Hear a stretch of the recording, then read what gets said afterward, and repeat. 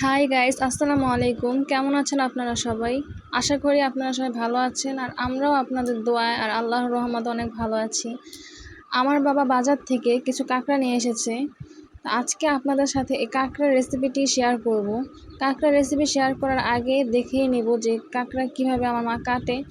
আমার মা এখন এগুলোকে কেটে নেবে আর কাটাকাটির শেষে তারপর আপনাদের সাথে আমার মা এই কাঁকড়ার ভিডিওটি শেয়ার করবে।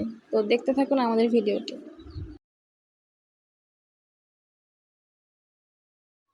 এখন আমি কাঁকড়াগুলো কেটে নিব, 2 পিস করব।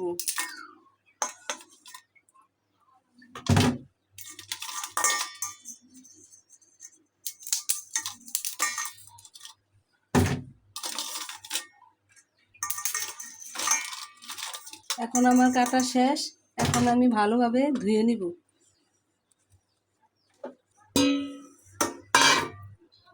কাটা শেষ, 4-5 টুকরা করে নিলাম আর এগুলো নিয়ে নিলাম, পাগুলো নিয়ে নিলাম। তারপরে ভালোভাবে ধুয়ে নিব।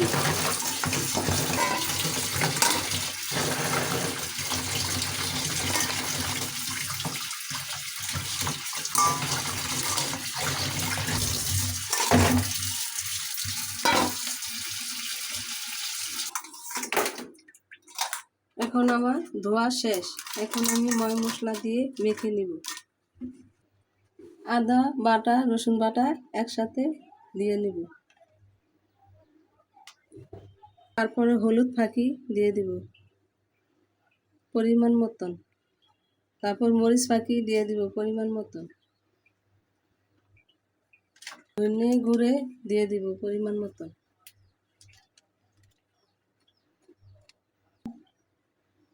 জিরা ফাঁকি দিয়ে দিব।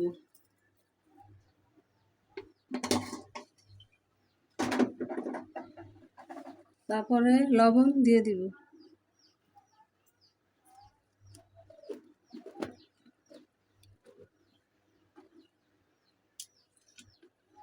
তারপরে তেল দিয়ে ভালোভাবে মেখে নিব।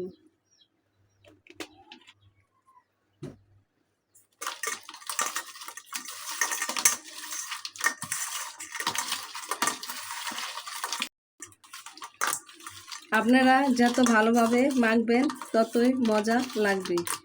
আমার এখন মাখা শেষ। এখন আমি ভেজে নিব। পারলে কিছুক্ষণ এভাবে রেখে দিবেন। আমি রাখবো না, আমি এখন ডাইরেক্ট ভাজবো। আর একটু সয়া সস দিয়ে দিব, আমি ভুলে গিয়েছিলাম। আপনারা সয়া সস দিয়ে নেবেন।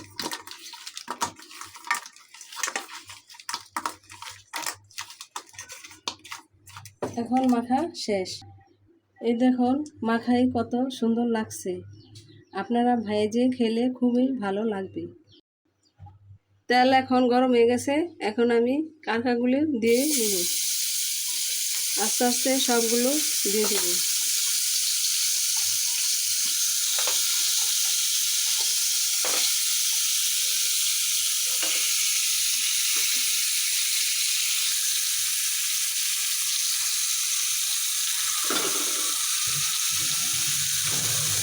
তারপরে ভালোভাবে নেড়ে চেড়ে ভেজে নিব।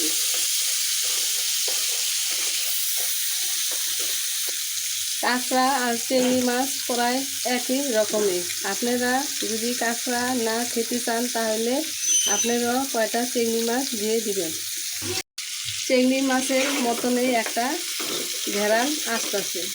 আমরা সবাই কাঁকড়া খাই, এই জন্য আমরা চিংড়ি মাছ দেই নাই।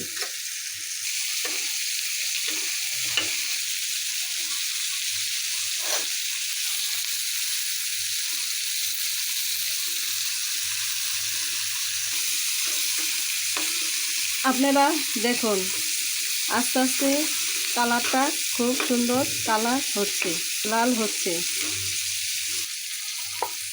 ঘেরানের জন্য উপর দিয়ে একটু ধনে পাতা দিয়ে দিবেন।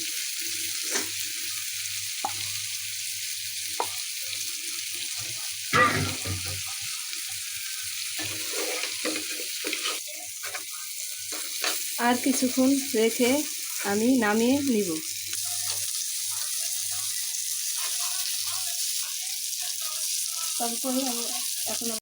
এখন এখন আমরা মিলেমিশে সবাই খাবো। আমার এই ভিডিওটি যদি ভালো লাগে লাইক কমেন্ট দিয়ে দিবেন। আল্লাহ হাফেজ।